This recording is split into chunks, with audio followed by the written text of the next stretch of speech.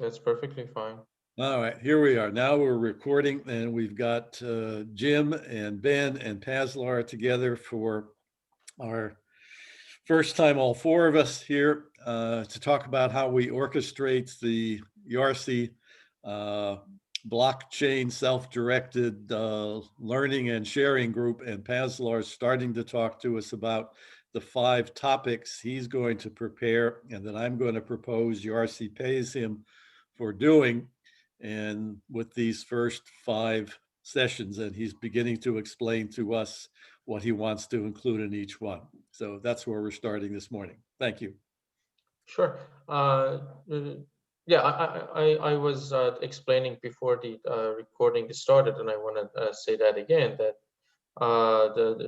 I was contemplating about the 5 topics that I think could be useful for everyone to have and watch Zoom calls about. I placed the first topic talking about blockchain and blockchain-based tools, rather than starting with cryptocurrencies like Bitcoin and Ether, because I didn't want this major misunderstanding that blockchain is all about cryptocurrencies and money. And because I see that everywhere, that as soon as you mention blockchain, people say, okay, Bitcoin or Ether. And there's a new trading platform that we can work on when they hear blockchain. And I want to I want to explain in that session what blockchain actually is, and now that we have blockchain, what we can do with it. One of the things that we can do is cryptocurrencies and having assets and money uh, on the internet, but it's not limited to that. It's a vast platform and technology that we can use to create all sort of things besides cryptocurrencies and like Bitcoin and Ether and stuff like that. Then I think after that session and after explaining what blockchain actually is, which is actually very plain inside, it's just it's a chain of blocks, and we can talk about that in details. Then we can talk about the cryptocurrencies that are enabled by blockchain technology. The first one that gained a lot of the network effect was Bitcoin, but I don't think it's the most exciting one to talk about. But we should talk about Bitcoin because that's the one that is getting major adoption, and lots of people know about that. So of course we want to talk about it. So I think it's a good idea to talk about the major cryptocurrencies and major the blockchain adopted currencies. Uh, After that, I think it's a good idea to talk about stable coins, because the reason behind it in my mind is that when people say cryptocurrencies, uh, they think of money on the internet. And I'm kind of to blame too, because now when I was talking about cryptocurrencies, I said, okay, they are money on the internet, which is not true. They are assets on the internet, and they are volatile. As Bitcoin, like Bitcoin was $3,000, now it's $60,000. Future, it might be cheaper or more expensive. Money is not like that. A dollar should remain a dollar with very small the possibility of volatility. Like if you can buy, I don't know, a bottle of water with $1 in your pocket, that should be true for a long time. Of course, there's like a 2%, 1% volatility, but that's the main characteristic of a dollar. That's why I receive my salary and pay my taxes in dollars, because they are stable. Cryptocurrencies like Ether and Bitcoin are not stable. They are more expensive or less expensive during the time. Stable coins are pretty pegged to a dollar. So when I talk about a stable coin, it's always keeping its value. And it's always like, if I say this stable coin is pegged to $1, it's always keeping its value equal to $1. But how that works and what that means, I think needs a session to talk about, because most of our payments in YARcce, if we want to have that, is going to be in stable coins rather than cryptocurrencies that are volatile. After talking about money and enabling people to have their MetaMask, to have their wallets, and exploring that, in the second and the third the session that we have, I think it's a good idea to talk about identity on Web3. Uh, by Web3, I mean the blockchain enabled the ecosystem. And identity in there is totally different than what we traditionally have with our ID cards and the KYC methods, know your client tools that we have, and banking systems which are requiring a password or ID cards and stuff like that. I think identity needs a session to talk about, so people have a clear idea of what their identity could be on a Web3 ecosystem. Very briefly said, it would be total anonymity, so no one knows who this wallet or this ID belongs to, but at the same time, total transparency. So I don't know who this wallet belongs to, who is controlling it, but everything that happens in this wallet is transparent to everyone. So at the same time that we don't know who that is, we know all the activities that he is doing. We know how much money he has or she has in his wallet, to which wallet he sent it to, where did he receive something, how did he trade it. All the activities are logged, total transparency, but total anonymity at the same time. And I think with all those 4 sessions being held, then it would be the time to talk about DAOs, because DAOs are a kind of a dashboard to control cryptocurrencies, stable coins, and then distribute this control among people with different identities. And then it would be a good session, and we are all prepared to explore DAOs and learn about the possibilities that we can have with having a DAO in the organization, or having the organization itself uh, uh, held and registered as a DAO rather than a traditional organization. So that's what I'm Aslar, proposing. what But does I what does wanna, DAO yeah, stand for? DAO stands for decentralized rather than centralized, autonomous. So it doesn't need a third party to control it, and organization. That's a DAO, Okay, decentralized autonomous organization. okay. Thank you. Sure. I think that's a great list, and Paslar, I think that's a great order to do it in as well. I Thank agree you. with you 100%. Yeah, I think that would be a good route into understanding the blockchain and the features that we have, the tools that we can use, getting to DAOs, and why we think DAOs are beneficial for the organization to be controlled and managed by. You're on mute, Ed. Oh, Ed was there. Sorry, there was some noise in the house and I wanted to keep it from interfering.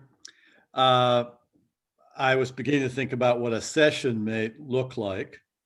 And what I'm thinking is that, as we'll test this, all of these things are kind of try it and see what works. But if we had a certain amount of presentation, maybe a half hour or so, like Paslar's is suggesting here on these topics, and this would be, the Zoom session we're doing in relationship to this group. And then the second part of it is individual sharing what they're learning, interested in learning what they found recently in kind of 5-minute little chunks, and then posting stuff in other places for reference, that may make a little bit of the way we organize things. I want to make sure that we get people participating from the very beginning, from my perspective. And it's not, if Paslar is doing this, it's not all Paslar, but we want to get other people involved so we hear what they're learning, what they're interested in, et cetera. So that's just the first kind of reaction to it. Any comment about that thought? I think that's good. I agree. Ben, you with us? Yeah, I am. I just, I'm trying to get my outline for these. I mean, look, I said to you, I'm at a very embryonic stage. Paslar is a rocket scientist expert in this compared to anything I know about it. So, Yeah, I figure, Ben, we stack up here. Paslar's at the deepest end. Jim's at the next deepest end. I'm a little above them on the surface, and you're a little above me as we're diving into this pond. So that's kind of our stack at the moment. yeah, that's very accurate from my perspective. That's for sure. Jim, do you want to talk about what you might help Ben with and how we might make that happen? I think we should start with what Paslar laid out before I agree with him. We don't dive into the DAOs right away. Okay. Let's learn a little bit, especially about blockchain and cryptocurrencies in general, before we dive into the DAOs. Some sort of, I mean, look, I don't think I'm anywhere near alone in being completely ignorant. Having some sort of understanding of when we use this term blockchain and blockchain-based tools, what the heck does that mean? I mean, how does that affect my life, my everyday existence, whatever it is that I'm doing in life, whatever it might be. And what does it mean beyond what everybody reads in the Wall Street Journal or USA Today or wherever it is about Bitcoin, because that's what's getting all the attention. I had somebody ask me the other day, well, what the heck is Bitcoin anyway? And what does this cryptocurrency mean? And so I felt like, okay, well, here's somebody who knows less about it than I do, which was pretty interesting.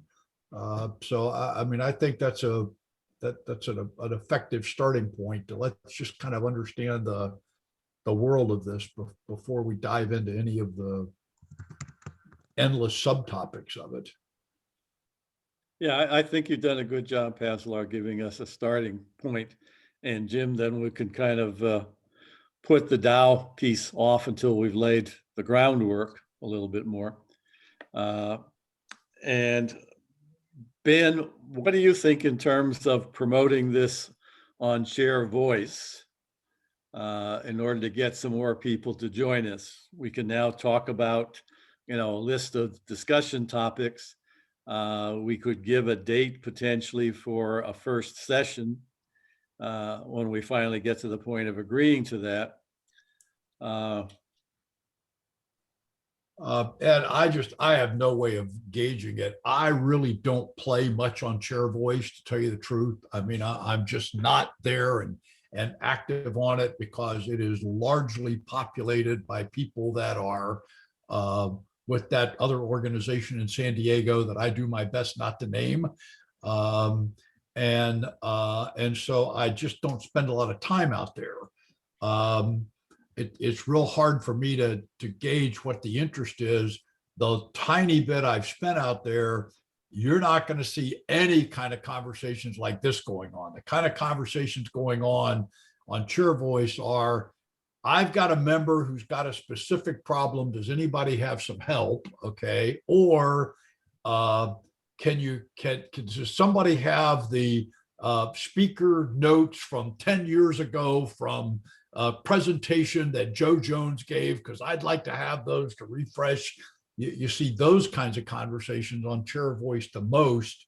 Um, Not this kind of stuff. Now, that doesn't mean that people might not react to it, but in terms of putting a post out there and saying, hey, if you're interested in learning about blockchain, then here's an opportunity. We're going to take a limited number of people to be involved in this, and here's where you can get more information or something like that. It couldn't hurt.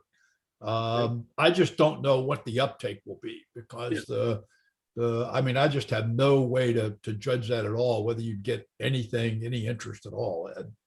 Yeah, I mean, I don't know But either. my voice isn't going to carry anything on Chair Voice because I'm not there.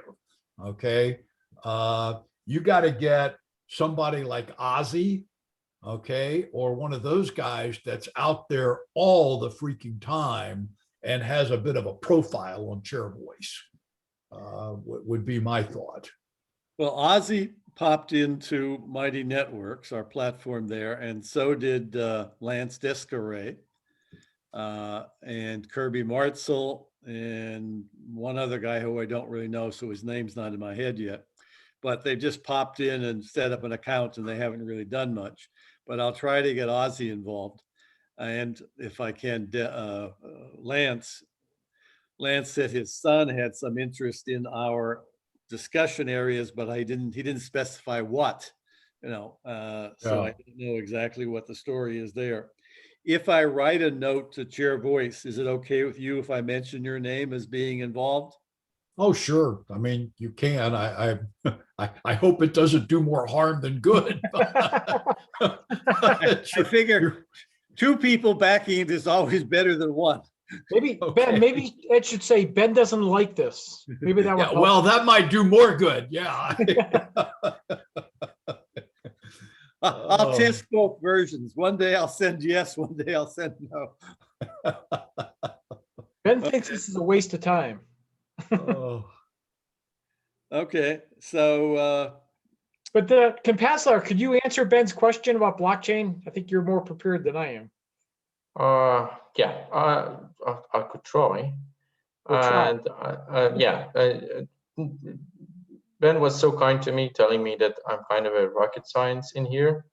I totally am not. I'm just, I've tried to educate myself every day, but it's a really deep rabbit hole. Like the more doors you open, there are 5 more locked doors in front of you that you need to explore. But blockchain, and you said, how does it help my everyday life? I want to say blockchain's main point would be removing the middleman, removing bureaucracy. That's the main point. How would you trust a banknote if you don't trust the bank?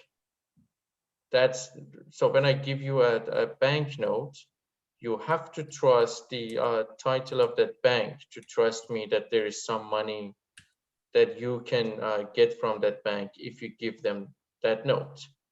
What blockchain does is that I can give you a note, and without having to trust any third party, having to trust any centralized authority that is backing me up, you can trust this transaction and be sure that it is immutable. I'm not lying to you, and you're 100% mathematically sure that what I'm giving you has value in it, or at least I haven't given the same amount of money to someone else, and when I'm giving it to you, I have it for sure. I think that would be a really brief, good explanation of what blockchain does. Can I correct your statement slightly? Sure. Not that you haven't given the same amount to somebody else, it's you haven't given the same actual coins or dollars twice. Exactly, yes. Which we call it double spending.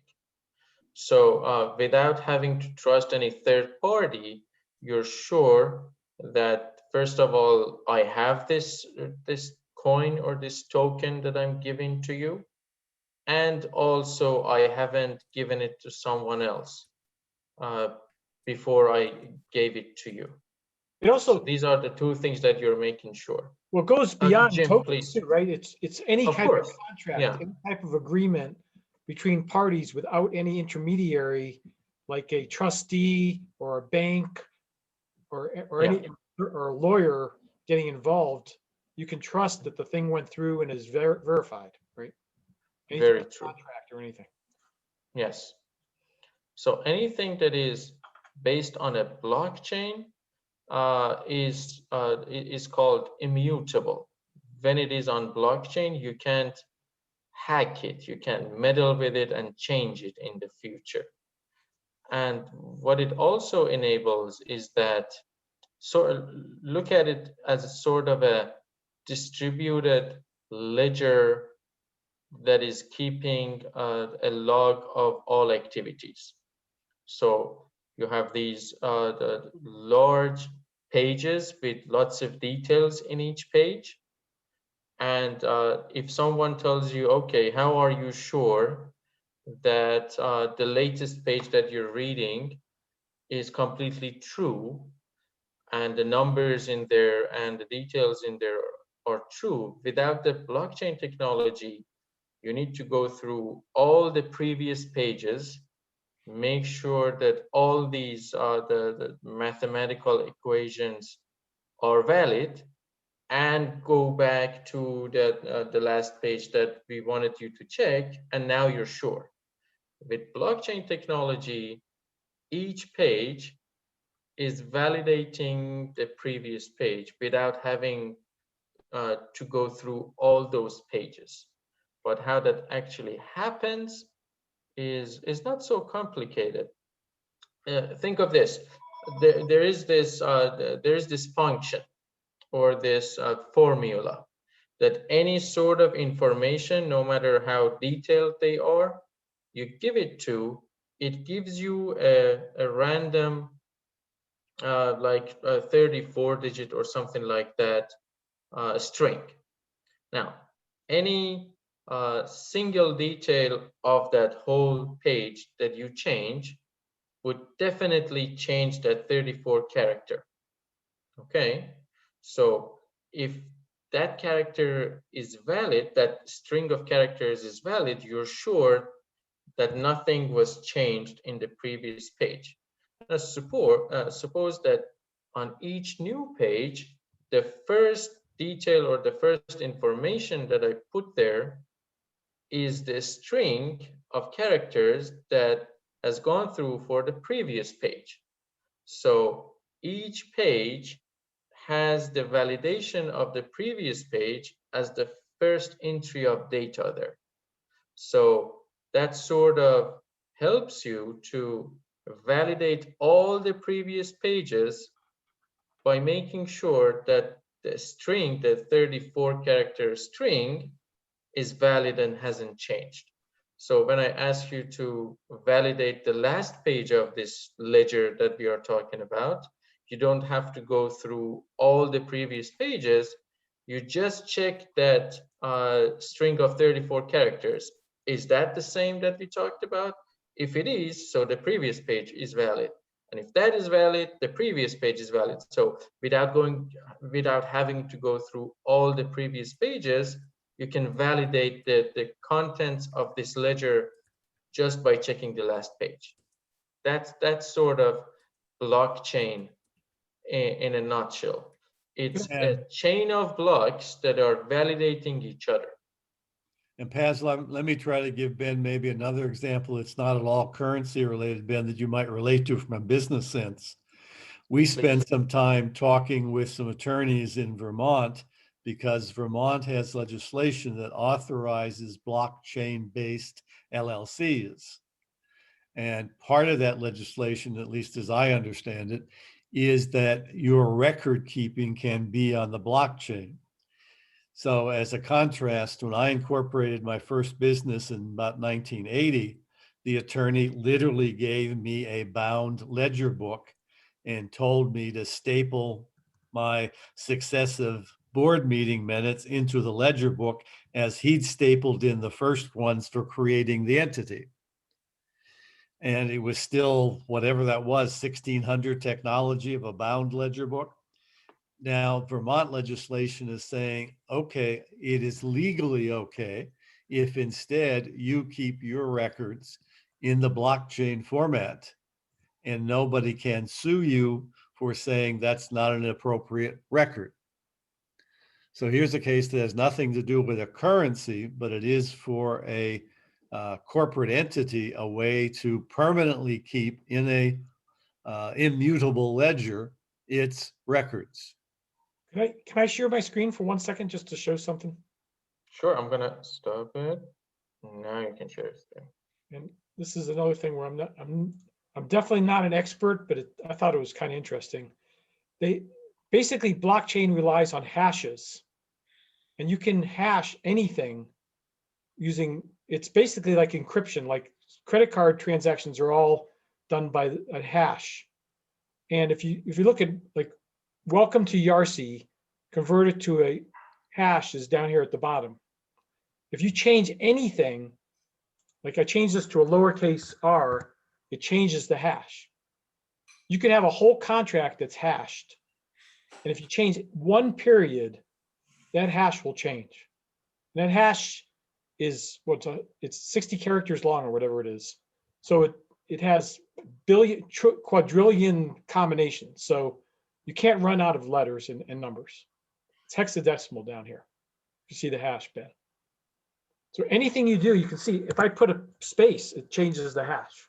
Put a T, it changes the hash. Doesn't matter what you do, the hash will change. And that hash is, you can't convert from the hash to what made the hash. You can't go the other way. You can only go one direction. So if I give you my hash, you can't figure out what I wrote. I don't know if that helps or not, but I thought that was kind of interesting.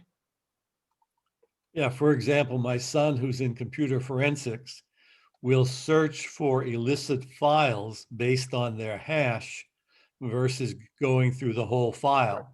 Right. So they will have a library of hashes of pornography, of other kinds of malware, and it's a lot faster to search just a string of numbers and see if you get a match, and know if you get a match, it's exactly that file that you were looking for because the hash number. It hasn't been changed, hasn't been modified. Yeah, it hasn't been modified. You know, all kinds of different ways in which it's used for a long time. That's basically right, Pazler, how the blockchain works. It hashes everything and looks at the hash that happened before and makes sure it hasn't changed and it's verified on the. That's what they do with Ethereum or any cryptocurrency. Yeah, like Jim said, a whole contract can be turned into a hash, a very limited string of characters. Now, when I ask you to check that the contract hasn't been meddled with, if I ask Ben, can you check that contract and see if someone has changed anything in it? Before the hash was there, and it's not a really new technology, it has been there for some time now. Before, you had to go through the contract one more time, compare it with the copy that you have, and spend time reading the whole contract and make sure, okay, now character by character, I checked it, the contract is the same. Now, with the hash technology, you need to check these like a string of characters, just 34 characters, 60 characters, something like that.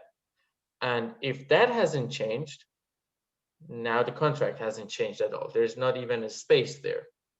That has changed.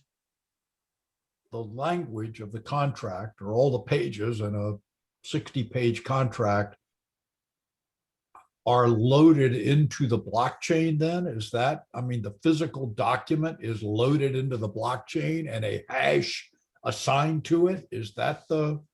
Yes, the content of that contract, yes. It can be. The contents have to be loaded somewhere. Yes. And so the idea is that that protects the contents from alteration from anything.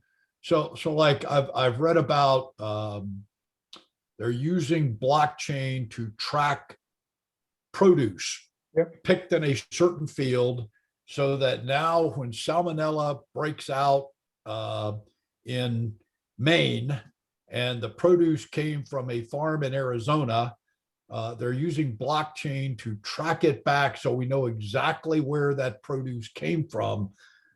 I mean, I guess I can see it for a contract. I'm not quite sure I get how you track a freaking tomato.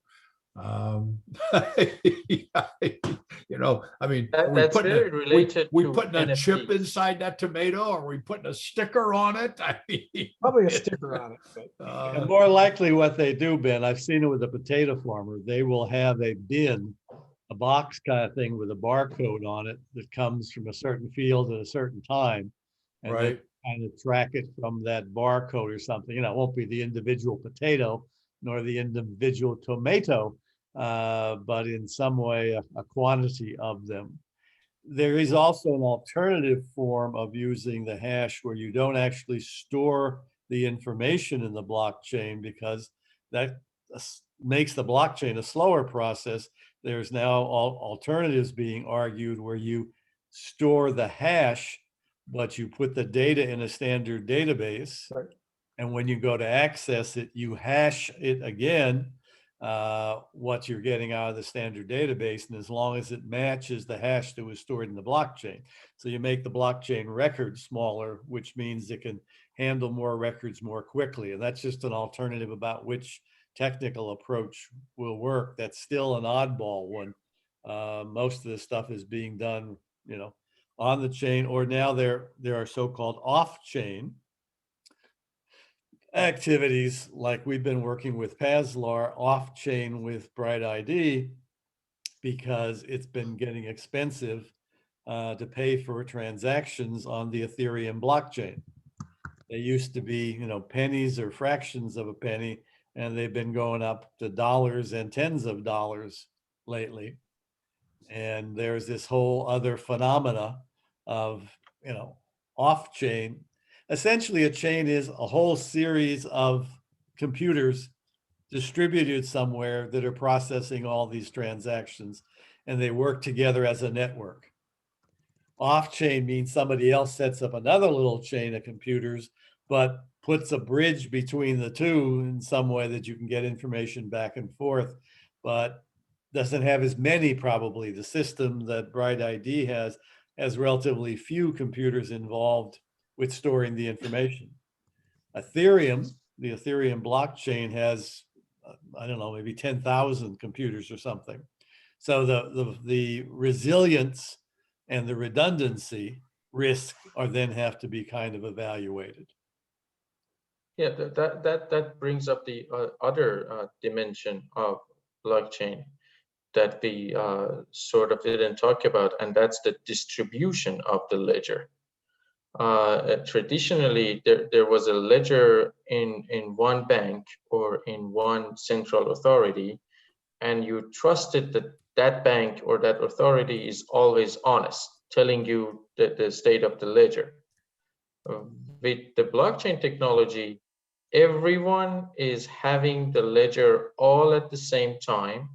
If I change or add in an information in one of these ledgers distributed all over, all the other ledgers are updated all at the same time.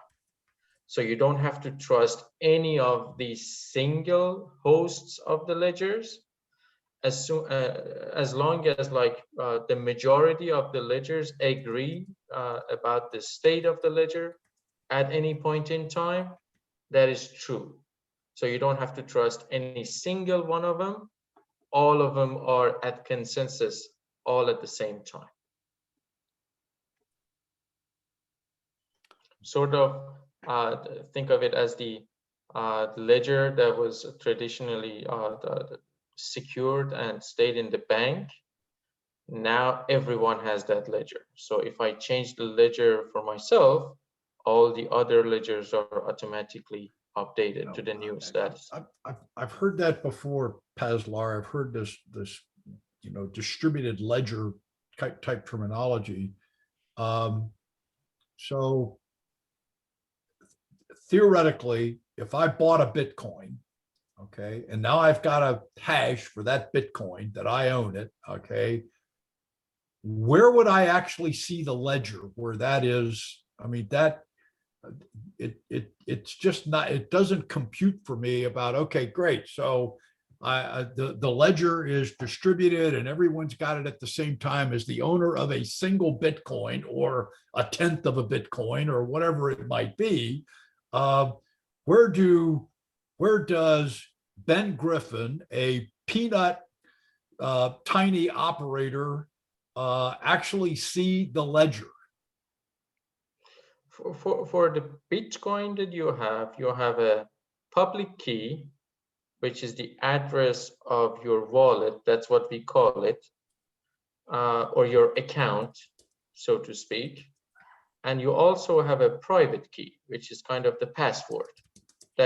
So as long as you have the private key to a public key, that means that you own it. So everyone can see, and you can share your public key with everyone, and it's always there.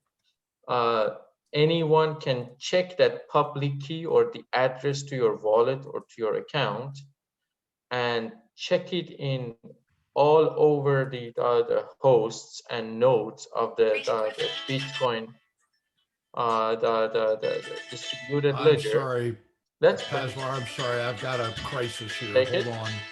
It's fine.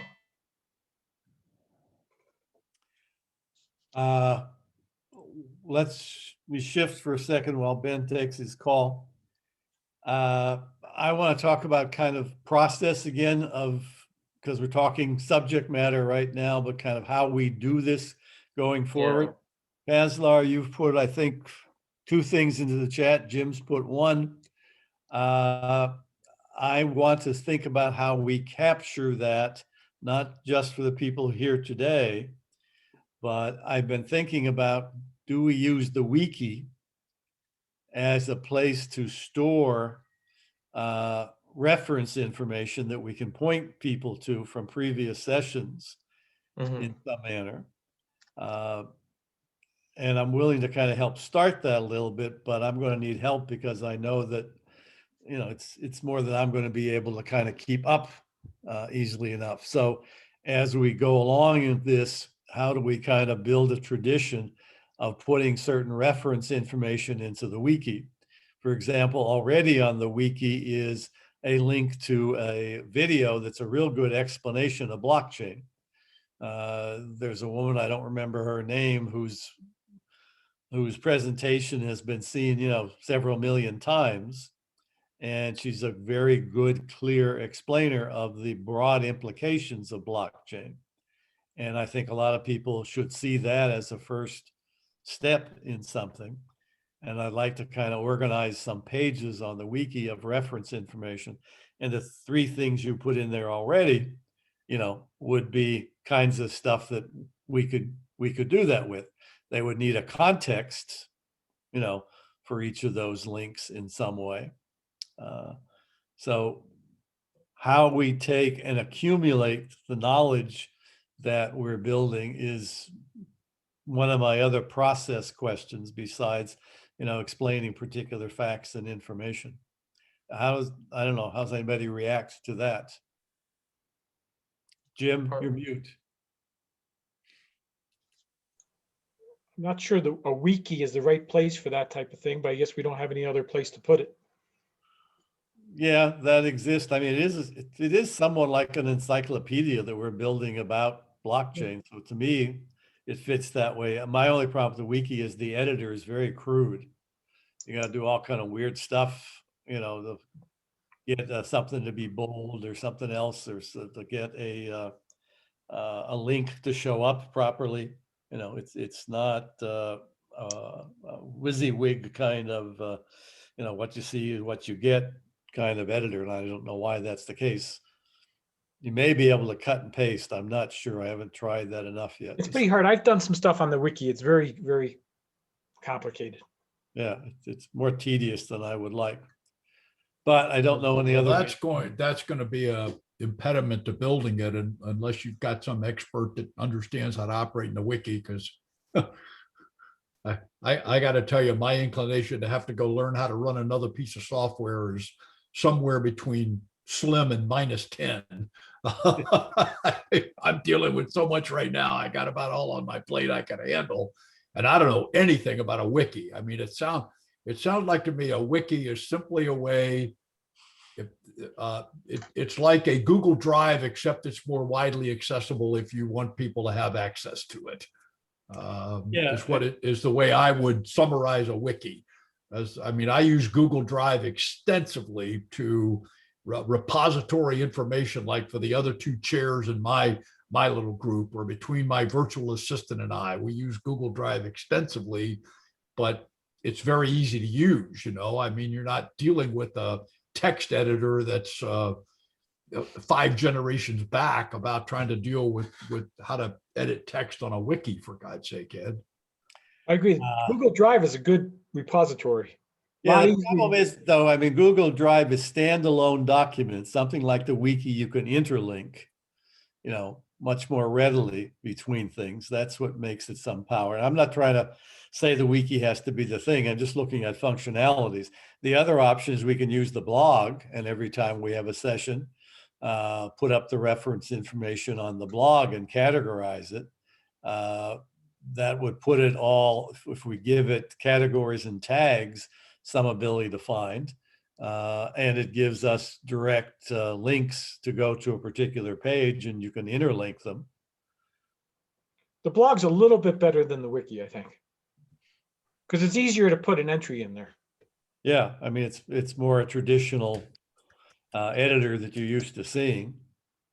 We just have to get a few more people to have accounts to enter things onto the blog. Well, I can try to take care of entering all that stuff. At least try, see if I can keep up with it. Okay, that'd be great. But I need, you have to send me the links to the Zooms and that type of thing. Yeah. Yeah, well, we'll have the recordings, and they're on our cloud, Zoom cloud, so that would be the other piece that is there. Yeah, So, are you leaving them on the Zoom cloud permanently, Ed? At the moment, yes, until we find some other alternative.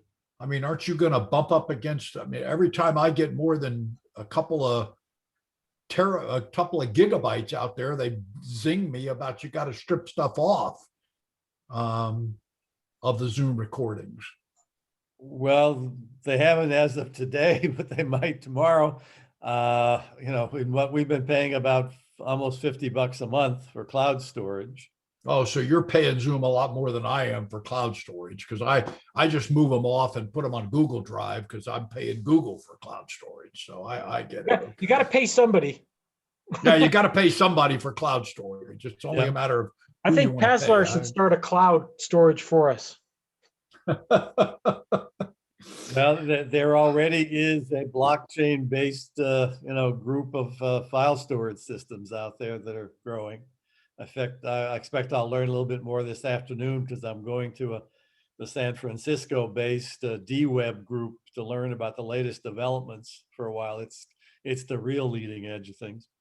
But back to the topics. So, shall we decide to use the blog? Let's try out the blog and see how it goes.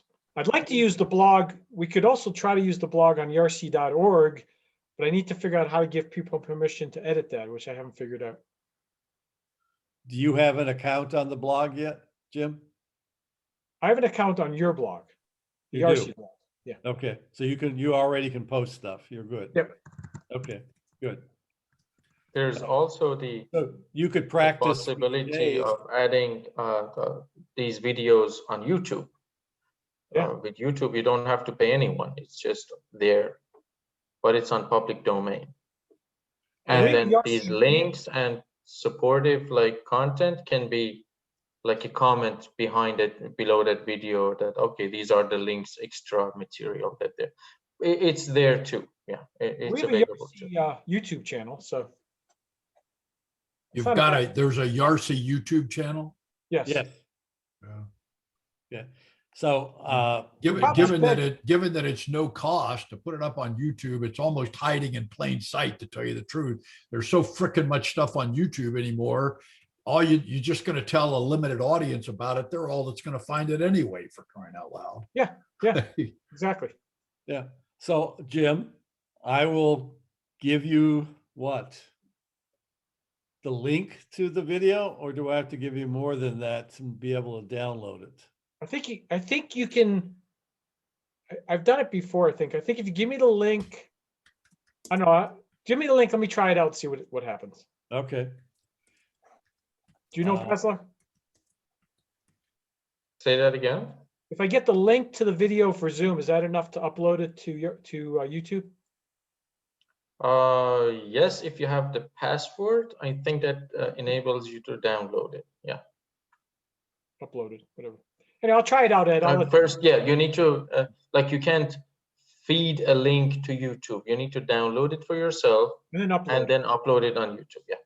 Yeah, I get 2 links when the cloud storage tells me, you know, that the recording has been processed and they've done the compression algorithm.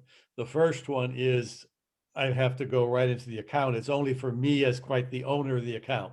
The Mhm. second one I can send to somebody else also as a password. That's the one I generally send out. It has the little coded password. So I'll send you that one first and see if it works. If it doesn't, we'll experiment And I with you. think it has the chat associated with the Yes. link. Gives right? you 3 files: the video, an audio recording, and also a text, which is the chat that we are having. It excludes anything that we have sent to each other privately in the chat. Yeah, and it doesn't include recordings of breakout rooms. Right. Yeah, true. All right, let's try it out and we'll see how it goes from there. Okay. Sounds Guys, I hate to do this, but I have got an 11:30 call with a client, and that call I just got, they've sent me something that I've got to look at No because problem. there's going to be 6 or 8 people on this call, and I'm going to have to break away so I can figure out what the heck they've just sent me that I need to look at and be knowledgeable about before 11:30. So Give one more minute, I'm- and just so Paslar, are you going to prepare something for the first topic of blockchain? Depends on when we are planning to have that. Is it just in a week from now? We could do it 2 weeks, whatever you need. Why don't we make it 2 weeks? Give you some time. Ben, well, I'll suggest some dates. Is this Thursday kind of 10 o'clock time frame one to shoot for? Okay, or not? No, and look, I cannot commit to a weekly meeting if you're planning to this be a weekly meeting. So, for example, next Thursday, 2 weeks out. 2 weeks next out. Thursday, okay, 2 weeks. Next Thursday is my group meeting, okay, virtually. The following Thursday, I'm facilitating a workshop. So I have limited time availability that day.